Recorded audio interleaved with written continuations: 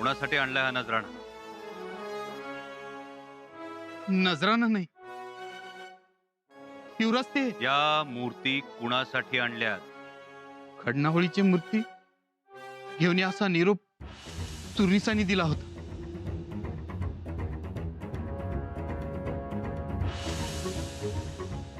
सुरनिसांनी? खरं बोलताय? हो युवराज.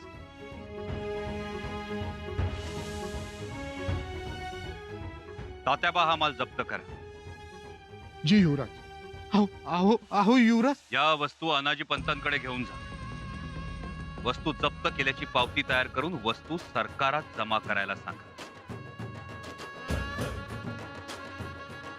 आणि यांना इकडे चौकीतच ठेवा.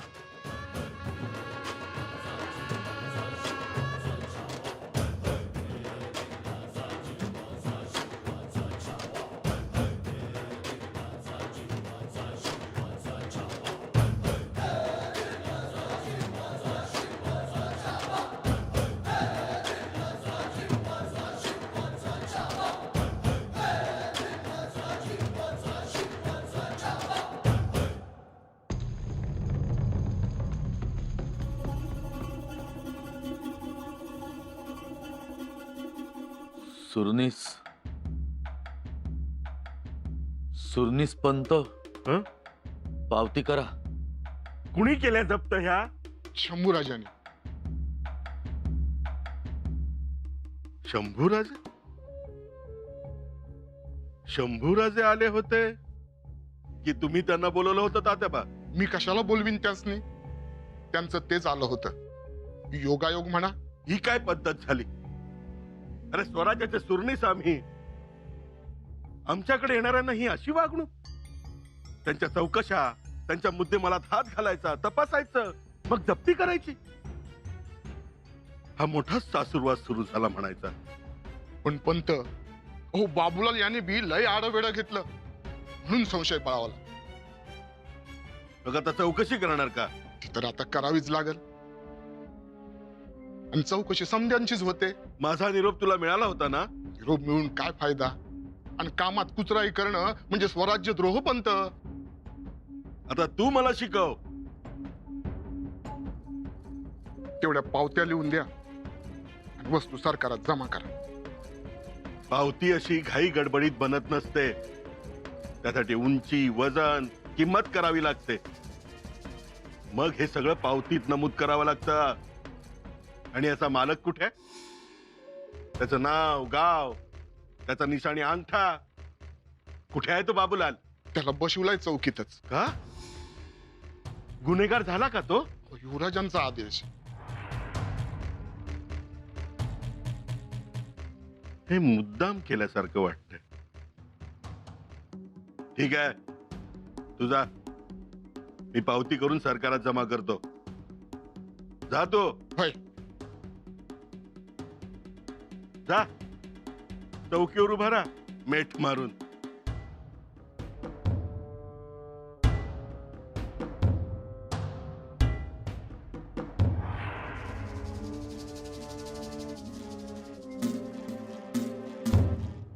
हे जरा अतिच झालं.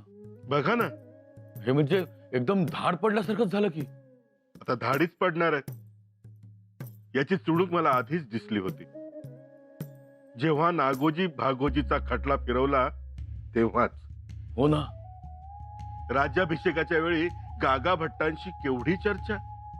ते वेदो नारायण, हे एवढेसे पोर 16 वर्षाचे, हे गागा भट्टांना राज्याभिषेकाच्या विधीचे सगळे मंत्र सांगत होते. हे असे करा, ते तसे करा, हा मंत्र असा, तो मंत्र तसा. पंत, अहो युवराजांचा संस्कृतचा अभ्यास आहे. आता एवढा बुधभूषण लिहिला. लिहिला, ऐकला. तो बुधभूषणच सगळा ढवाणा करतोय. तीच भीती वाटते. अहो मला भीती दुसरीच वाटतेय. त्या बाबूलालने तोंड उघडलं नाही म्हणजे बरं. तो घेईल माझं नाव.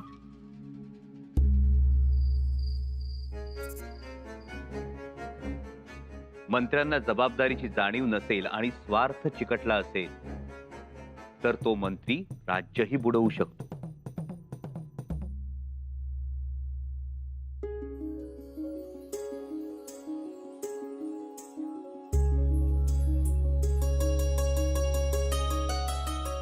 काय पाहताय?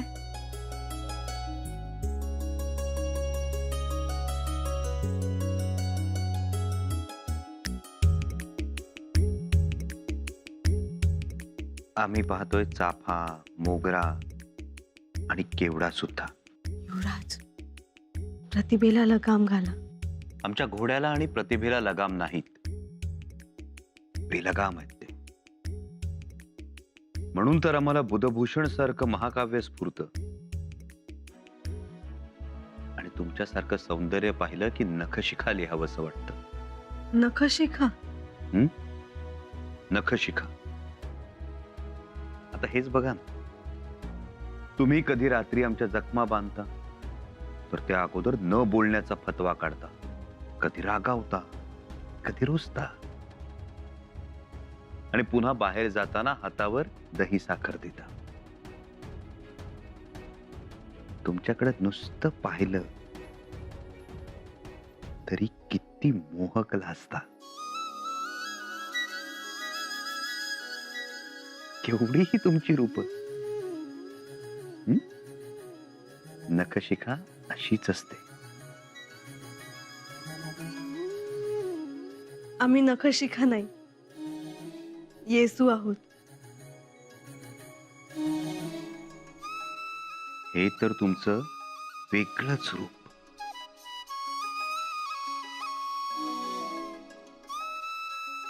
काल तुमचंही एक वेगळंच रूप पाहायला मिळालं.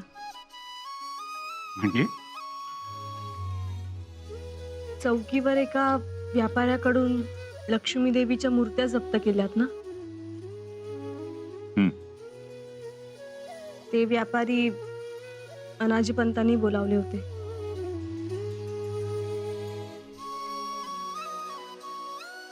हो, पण पुढे काही कारवाई केली नाहीत ना?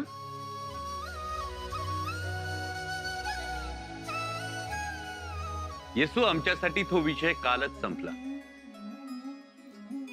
आमची खात्री होतीच.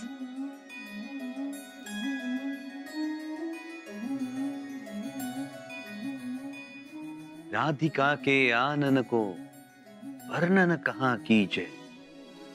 राधिका के आनन को वर्णन कहाँ कीजे. देखी नैन जी जैसो चुड़ावे सींची सुधा झर झर.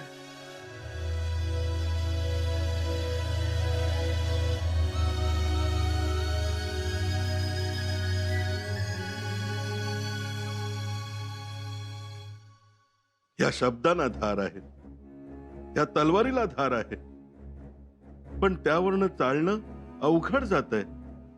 म्हणजे अन्याय होतोय महाराणी साहेब. कोणता अन्याय? कोणावर अन्याय? आमच्याकडे येणारा हर एक पाहुणा हा आरोपी. त्याच्याकडे संशयाच्या नजरेने बघायचं. कोणी बघितलं? त्याला चौकीवर बोलवायचं, तिष्ठत ठेवायचं, जवळचा माल चीजवस्तू जप्त करून सरकारात जमा करायची. हे असं चाललंय.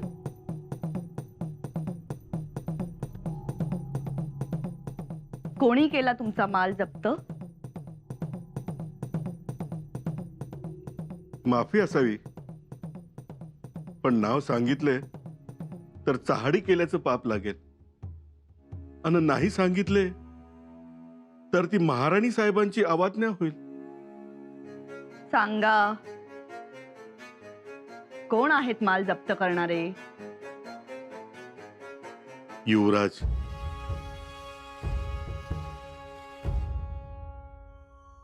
युवराज? नाही, आमचं म्हणणं अगदी साधं आहे. तुम्हाला शंका वाटते ना, मग बोलवा आम्हाला, विचारा आम्हाला. हा, आम्ही नाही सांगितले तर गोष्ट वेगळी, पण असे परस्पर कारवाई करायची? सांगा ना. नाही, बोलावलं पाहिजे, विचारलं पाहिजे. बरोबर ना? पण असं घडत नाही. वर याचा खुलासा कुठं करणार आम्ही? महाराणी साहेब, आपल्या पायाशिवाय दुसरी जागा नाही. पण युवराज असं करणार नाही. विचारा राहुजींना. हा? हो महाराणी साहेब, हे असं घडलं खरं. नाही म्हणजे चिंता काय वाटते, उद्या महाराजांच्या कानावर जर या गोष्टी गेल्या तर काय होईल? बरं, महाराज म्हणजे शिस्त. त्यांच्या कानी एक गेले तर ठीक, एकाचे दोन होऊन गेले तर आम्ही रोषास पात्र. म्हणून महाराणी साहेब, ते आज आत्ता इथे मिटवून टाका. फार मोठी गोष्ट नाही. आम्ही बोलावतो युवराजांना.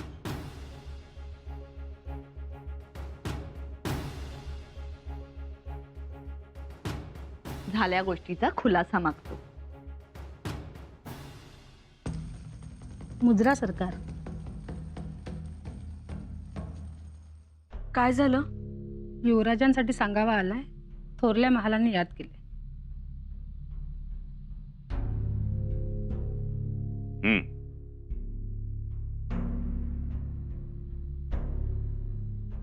काय झालं?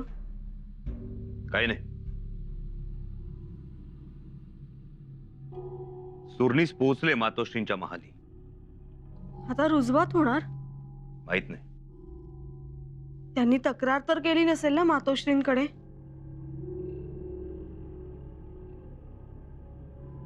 कल्पना नाही.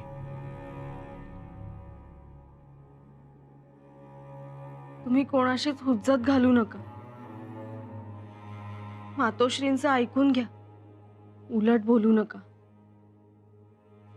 मातोश्रींना कधीतरी उलट बोलतो आम्ही. माहित आहे, पण तरी सांगणं आमचं काम आहे ना. ठीक, दही साखर द्या. त्याआधी आम्हाला वचन द्या.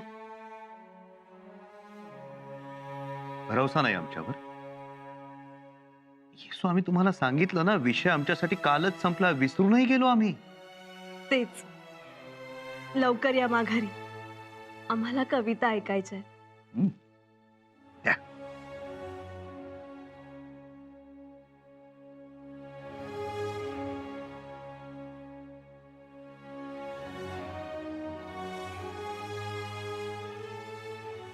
येतो. बाकी येसू, दही अगदी आमच्यासारखंच आहे. गोड आणि आंबट सुद्धा. चांगल्या कामासाठी गोड आणि स्वराज्य द्रोहासाठी आंबट.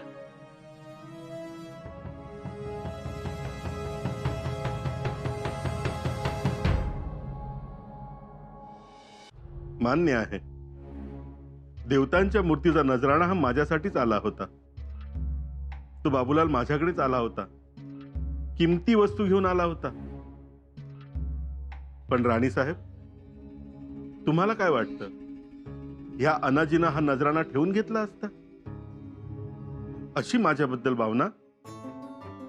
अहो, खाल्ल्या मिठाला जागणारी माणसं आम्ही. जगदीश्वराची शपथ घेऊन सांगतो, हे असले कृत्य माझ्याकडनं होणे नाही. विश्वास आहे आम्हाला. विश्वास तर आम्हालाही अनाजी पंत.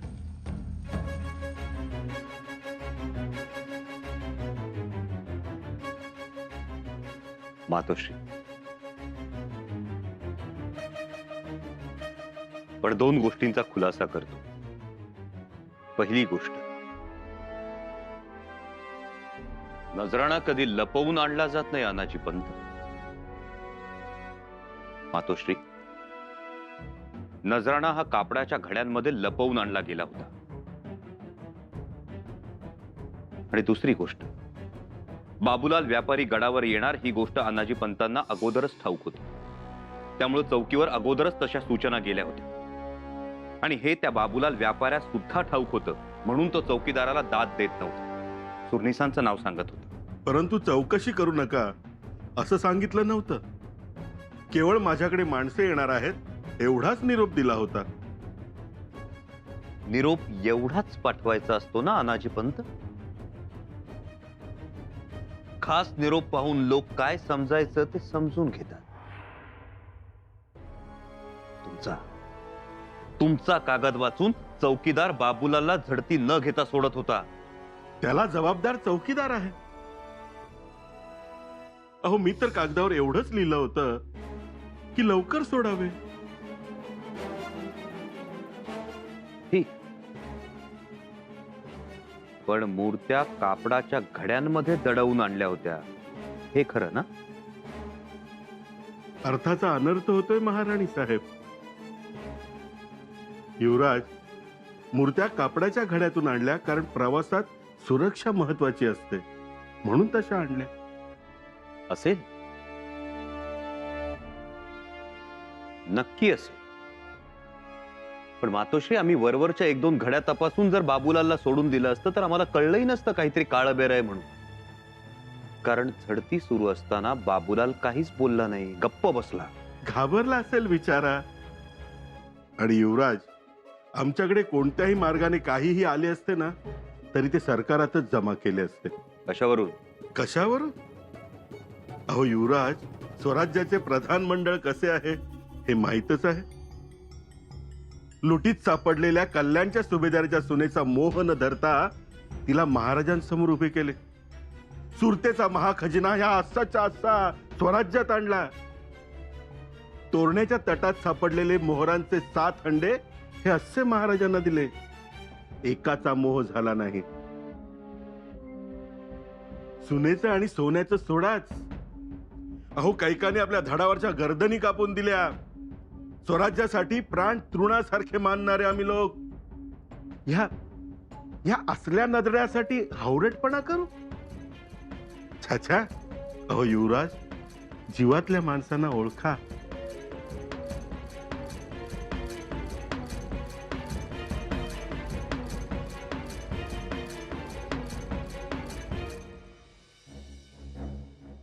शंभूराजे, आणि त्या बाबूलालला सोडा. अब्रू त्याची नाही, स्वराज्याच्या सुरनिसांची जाते. अहो, अशानं गडावर कोणी येईल का? मग कारभार कसा करायचा आम्ही? कठीण आहे. युवराज, ही आपलीच माणसं आहेत. यांच्याशी आदरानं वागत जा. म्हणजे ही माझी हात जोडून विनंती आहे. खूप खस्ता खाल्ल्यात.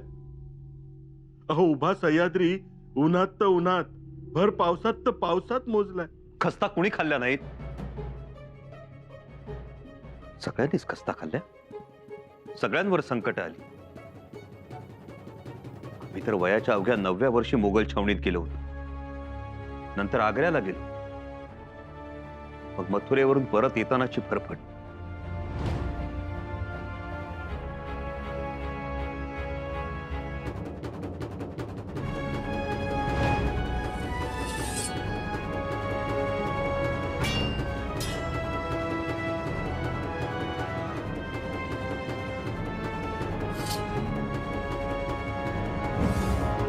मातोश्री, सहन आम्ही सुद्धा केली. पण हे असं बोलून नाही दाखवलं कधी. युवराज, हा विषय आता इथेच थांबवा.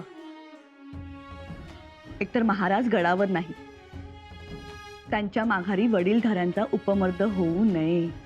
आणि अपमान काय रावजी? हो,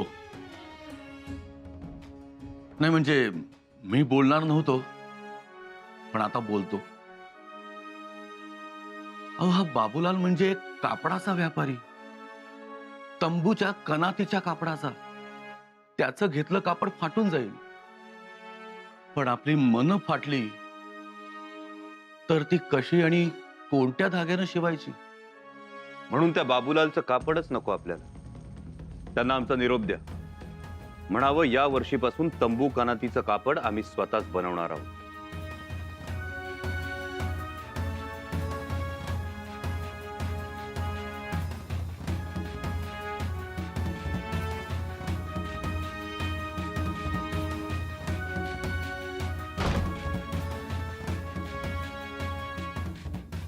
बघा ना, जाताना जातोही म्हटलं नाही. आपलं जाऊ द्या, निदान महाराणी साहेबांची तरी इजाजत घ्यायला हवी होती.